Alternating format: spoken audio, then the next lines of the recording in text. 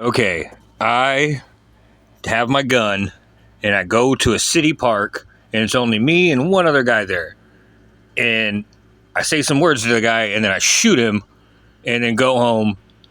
And then the cops come find a dead body and then come find me and arrest me.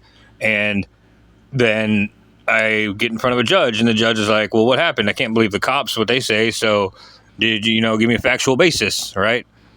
And I'm like, yeah, I went to the park with my gun. This dude was talking shit, so I shot him. Right? That's a confession because I confessed to the crime of shooting and, killing somebody. Right? Nothing. There's nothing. The statement I just made is all true. Right? Everybody believes that what I said is true. Right? Okay.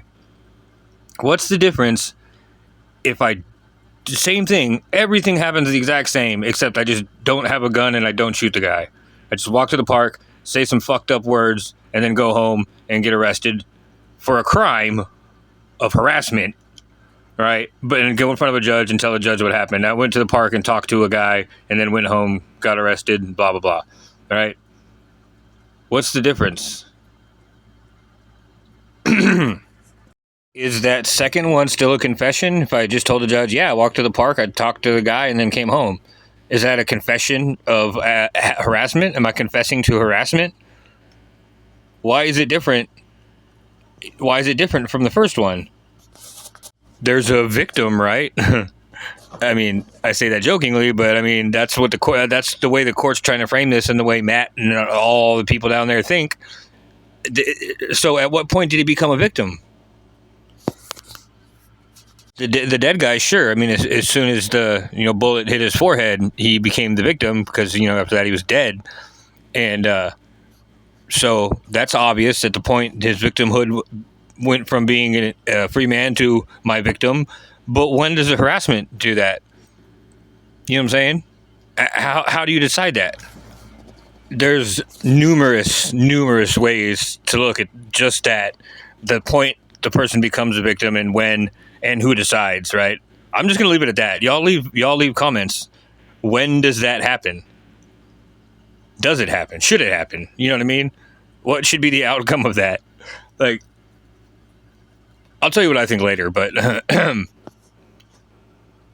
I think some of you, it's clear what I think, but now assuming no other factors, like it's not going to go to like a jury or blah blah blah, but just between me, the guy I talked to, and then what we're telling the judge or whatever. Like, at what point in that, you know what I mean? It's not. There's no other factors. Just those same things, right? Just at what point does that person become a victim, right?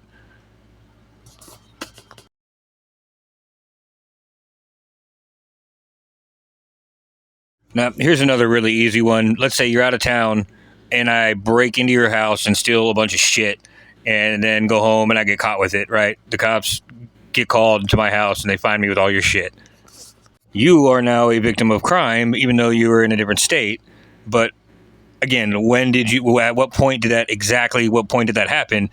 Well, I think it's obvious that the second I broke in a window or door or whatever I broke to get into your house, that's when you became the victim. And then I just added to the dollar amount by stealing all your shit. You know what I mean? And then same thing, I get caught and blah, blah, blah. Right? So now, same scenario.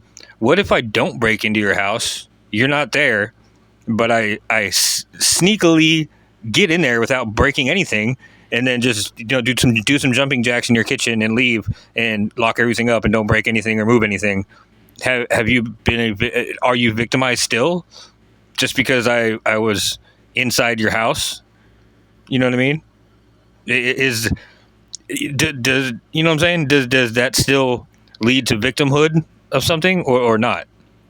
And don't say burglary because that's entering a building with an intent to commit a felony. So, but anyways, is that a victim? Are you a victim then? Have I made you a victim of crime then? You know what I mean? I really hate to do this, but I'm just going to post this and see what y'all say. And then I'm going to tell you what I think.